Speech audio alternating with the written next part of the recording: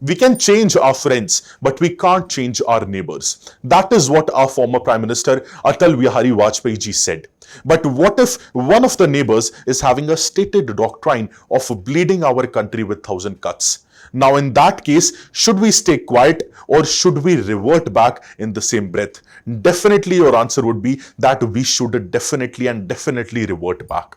We are talking about the recent terror attack in Riasi district of Jammu and Kashmir.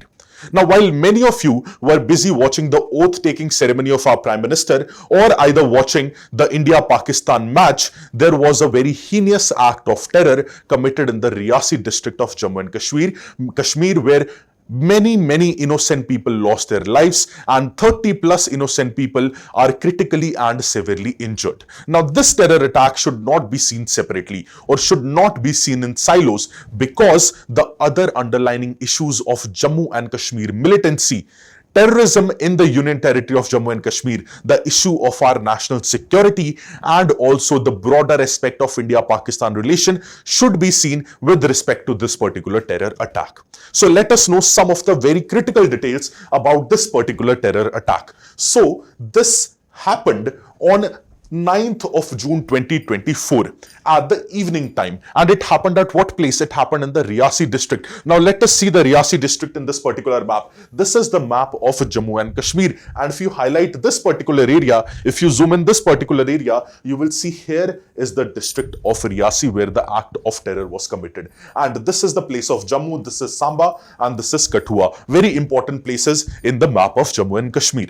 So now in this place in Riasi, this terror attack happened. And what happened? There was a 53-seater Yatri passenger bus which was traveling from Shiv Khori cave to Sri Mata Vaishno Devi shrine, and close to 25 to 30 gunshots were fired on this particular bus while it was moving. So the driver of the bus died, the conductor of the bus died, and close to 10 people died in this particular attack. 10 innocent lives were lost and 33 plus people are critically and severely injured. So this is a very heinous act of crime, act of terror which was committed. And who took the responsibility? The Resistance Front, the newly and recently formed Resistance Front, which is an offshoot of a terrorist organization, Lashkar-e-Taiba. They took the responsibility for this particular terrorist attack.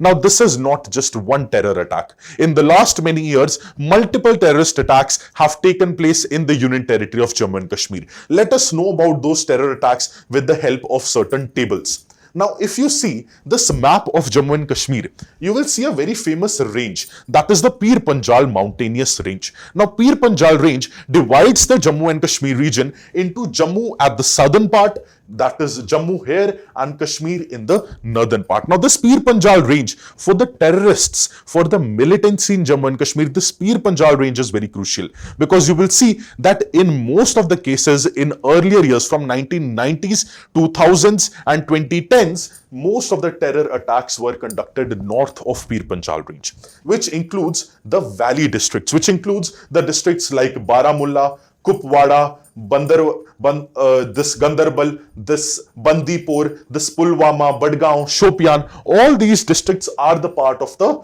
north of Pir Panjal where most of the terrorist activities and terror incidents happened. In the southern part, not a lot of terror incidents took place, but two major districts, that is Poonch and Rajouri. These are the places where the maximum terror incidents, attacks took place. But if you see the number of terrorists in the southern of Pir Panjal range, the infestation of terrorists have been immense in 2022 and 2023. So this data shows us very clearly that from northern part, now the terrorists are shifting their base to the southern part of the Jammu and Kashmir Union Territory. And that is why this Pir Panjal range becomes very critical for us if we have to understand this militancy issue. Now, one more very important thing here for us to understand is that what have been the intensity of these attacks over the years. So this data is still the year 2016, and all these areas in green which you see, these are very less infested areas. But this area of Kupwara, or this area of Shopian, or this area of Pulwama, or some areas of Srinagar, Gandarbal and Baramulla, these are heavily infested by these terror activities, where the maximum terrorist activities have taken place in in the last many years. And if you see the comparative data from 2018 to 2023, you will see that the terrorist initiated incidents in 2018, they were 228. And in 2023, up till 30 November, they were close to 43. So, of course, in the last many years, the number of terror incidents have reduced, but they are not zero. Our duty and responsibility is definitely to make this number zero. Encounters have been 189. In 2023, the encounters were also less, and the number of civilians who have died, they are also less. But because of the recent Riasi terror attack, the number would go up. Right? The security personnel which were killed, now that is also less. In 2018, it was 91. 2023, it was 25. This shows that there have been a substantial decline in the terrorism and militancy in Jammu and Kashmir region in the last 5 to 6 years. Now, this is a list of the militant groups which are active in the region of Jammu and Kashmir. So, first is this Hizbul Mujahideen. Right, close to 800 is the approximate strength, and the area of influence is close to Poonch, Rajouri and Doda. Now these are Jihad-e-Islami, Harkat-e-ul-Ansar, then your Lashkar-e-Taiba, the very infamous terrorist organization, again in Poonch, Rajouri, Doda and the region of Valley. That is the region of Kashmir, the districts which are in the northern part of the Pir Panjal range. Then Al-Badr is there, then Al-Barq is there, Al-Jihad, this is there, JUM, this Tehreek-ul-Mujahideen is there, then Jammu Kashmir Liberation Front is there. All these are the terrorist organizations in the Jammu and Kashmir region which have been working. And if you see their strengths are also substantial. And they are infesting in the areas of Poonch, Rajouri, then Kupwara, Baramulla, Pulwama, Srinagar, Anantnag. So these are the areas, of course, which are heavily infested by these terror activities, because these terror organizations have made their bases in these particular areas. Now, for your information, this is very much required. Now, while we understand this issue of militancy in Jammu and Kashmir, we have to look at a broader perspective that why militancy is there in the state or in the union territory of Jammu and Kashmir. Now, before that, now a question might be there in your mind that what is the role of Pakistan in all of this? Why at the start of this lecture or start of this video, I told you that one of our neighbor is having a doctrine, a stated doctrine. That doctrine was bleeding India with 1,000 cuts. Now that neighbor is Pakistan. Now, Pakistani army is having a military doctrine of bleeding India with 1,000 cuts.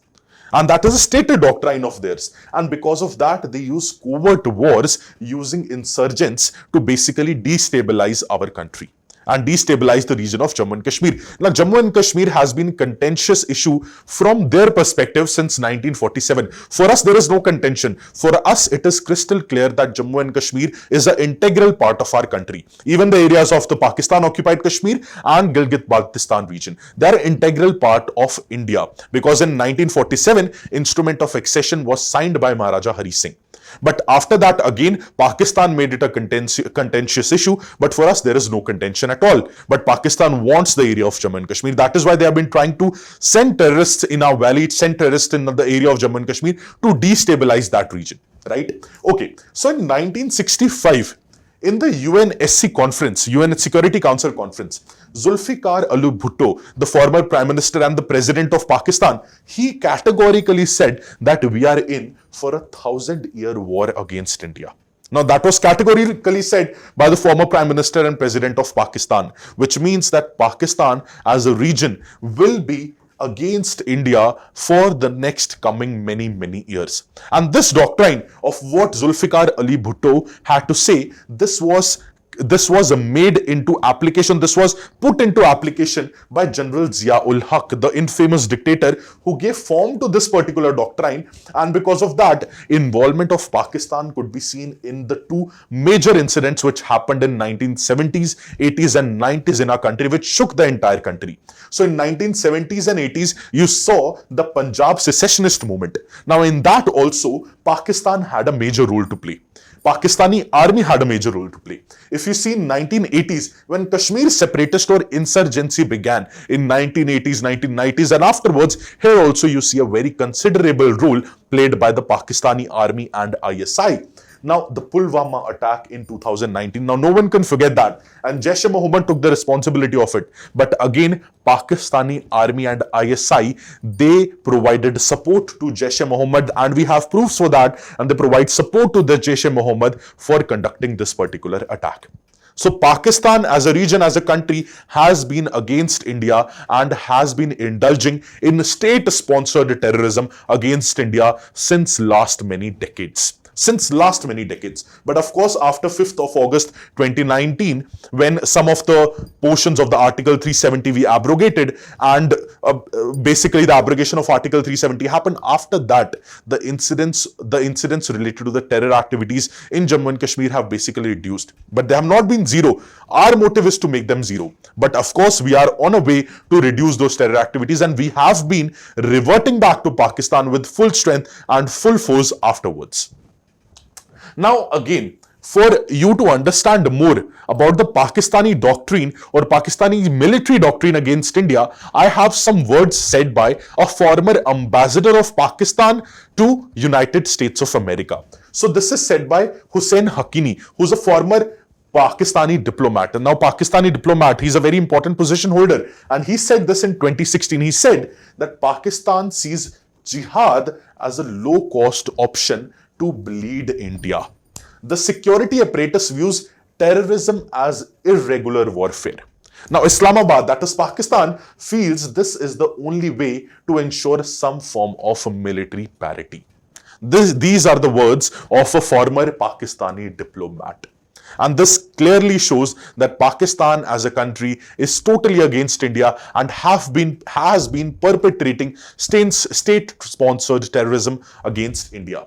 Now, if you see some notable attacks which have been carried by the resistance front which carried out this particular attack, these includes the 2020 Kairan encounter, the Handwara encounter, 2021 attack on the BJP councillor meet in the Sapor district, then 2020 Shopian IED attack, Anantnag encounter, and the recent 2024 Riasi attack.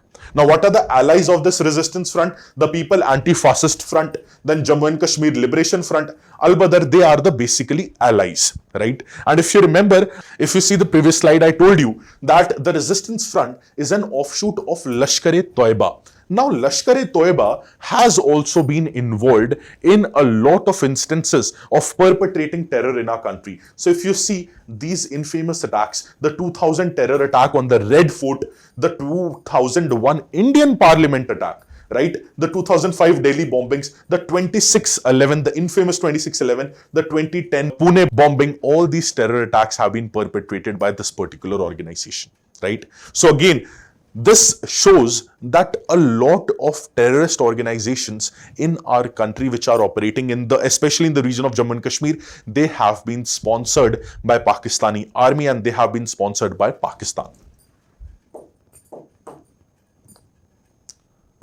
Now, this is also very important for us to know that over the last many years, India has experienced basically all form of terrorist attacks. Any form of terrorist attack you name, India has suffered from that. If you see hijacking and blowing up of aircrafts, India has suffered from hijacking. Sabotaging the railway tracks, India has suffered from that. Kidnapping hostages for meeting political demands, that was also India has suffered. Suicide bomb attacks, India has suffered from these kind of terrorist attacks as well. The assassination of two of the prime ministers, PM Indira Gandhi ji and Rajiv Gandhi ji, both of the assassinations also have happened. Then attacks on the places of worship in India, transportation system, security forces, financial hubs, the attack in Mumbai, all these India has suffered. Then communal riots followed by extreme violence, then attack both by religious and non-religious terror groups. All these things India has suffered due to terrorism in last many years.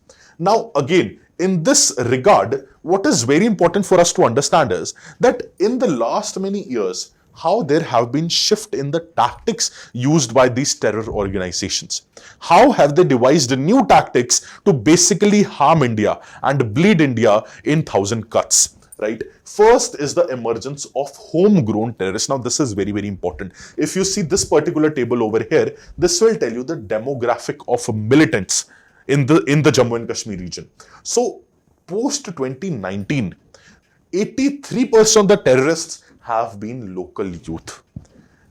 Pre-2019, 60% were the foreigners. That is, maybe they are from Pakistan or Afghanistan. But after 2021, Pakistani origin militants in our country have only been 16%. That means these terror organizations have been able to recruit local youth. So there have been homegrown terrorists. Now, through variety of ways, through variety of measures, they have been able to recruit these people. But what is very important for us to understand is that local youth is being indulged into terrorist activities and militancy. So if you see, 750 militants have been killed in J&K since 2019. However, mostly have been local youths.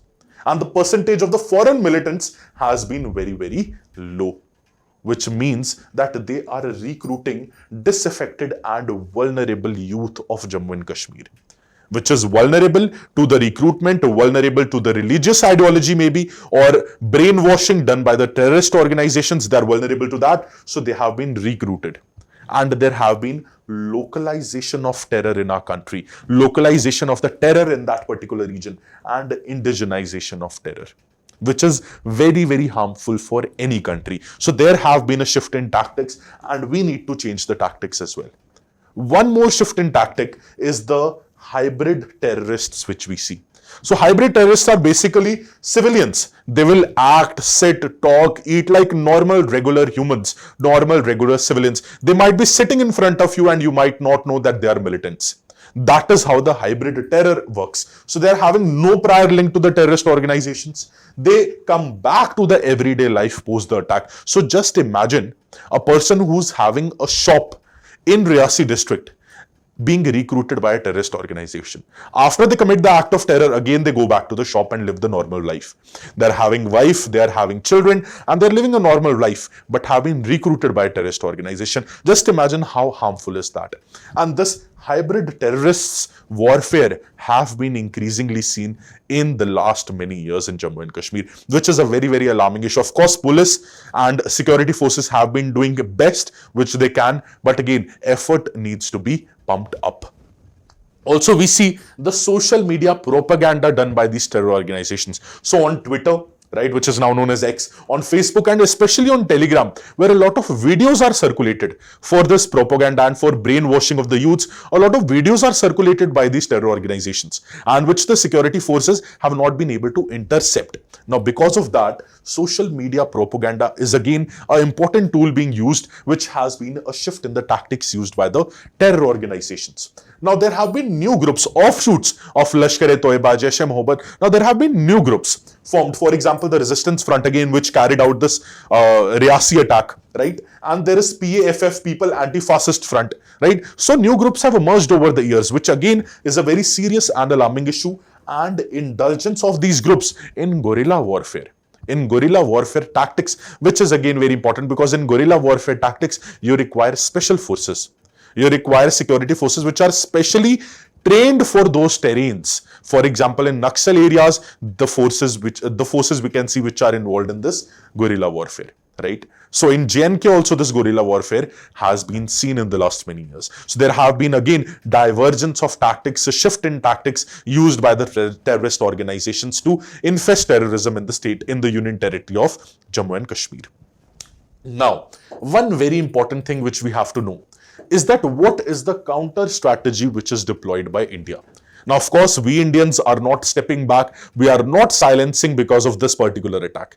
Definitely, we will revert back. The government of India has categorically said that we will give a clear answer of this particular terror attack. All the measures will be taken by the JK Police Force, Jammu and Kashmir Police Force, CRPF, and all the other personals involved, right? Now, if you see what have been done by the government, first thing is round-the-clock nakas have been there by the police and security personals at strategic points. Round the clock, that means 24 hours nakas are there. So regular checking is there. And also group security in the form of static guards can be seen. And this is the most important, cordon and search operations.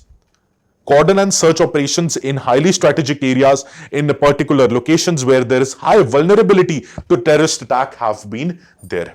And intelligence have been shared, and inputs in real-time basis have been shared across all the security forces agencies because of, so that better coordination can happen between those agencies. And also day and night area domination by the local police is there, and development, security and socio-economic dimensions have also been taken into consideration by the government. Now, the government feels that security apparatus and security perspective is one thing, but socially and economically, we need to develop these regions. We need to develop the regions of Jammu and Kashmir. So, huge investment in relation to industries. Pradhan Mantri Awas Yojana, the social security schemes of the government of India, they have been targeted in those particular areas so that the local youth which is getting brainwashed, some of the local youths which are getting brainwashed, they should not be getting brainwashed because of these terror organizations. They should not be siding towards these terrorist organizations. Rather, they should be focusing on development. They should be focusing on education. They should be focusing on human resource development and human capital formation rather than siding with these terror organizations and being involved in terror. That is what the government of India has been doing, and there have been increased troop deployment as well. Now, many people said that when Rashtriya Rifles was redeployed from the region, basically sent to the regions of Ladakh, now it is not being done so. So there have been redeployment of Rashtriya Rifles which was away from the region, but it was put on hold now. So CRPF, 18 companies of CRPF have been deployed there, and there is Rashtriya Rifles as well, and there is Jammu and Kashmir Police also, which have been coordinating in order to ensure terrorism activities are controlled and they are coming down. Crackdown on the financial networks which are supporting these insurgents. Now, one very important thing in relation to the terrorism is the funding, is the economics part of it. So if there is no financing, if you cut the finances, definitely these terror organizations would be able to survive. So how they are committing money laundering, we need to trace back that how they are laundering the money, what organized crime they are committing, through which they are generating money, through which they are generating revenue. We need to stop those financial resources. And if we stop those financial resources, definitely the terror activities will be controlled. And if you remember, the purpose of demonetization also was one of this. So demonetization also had one of the stated purpose to control terrorism, right? Now, cordon and search operations, we already saw they have been ongoing in strategic areas. Use of drones. So involvement of technology. Now, if you remember the previous slide, we saw that the tactics of these terror organizations have changed. So we also, as a country, we also as the government and the security forces need to change our tactics. We have to use technology to the best, to the optimum, to ensure that these acts are not committed. So for better surveillance, these drones are being used round the clock. So big drones which are having the capacity of surveillance to even an inch on the ground, these kind of drones have been deployed. And this will ensure that any suspicious activity which is going on in any particular region in the Union Territory of Jammu and Kashmir, that is reported to the authorities. And requisite steps are taken by the authorities. So all these things which we learned in this particular session, I hope you gained some perspective and gained some knowledge from this particular thing. Now, I would like to extend my heartfelt condolences for those who have lost their lives in this particular terrorist attack. And also we all wish for the speedy recovery for all those who have been critically injured. All the very best and have a nice day.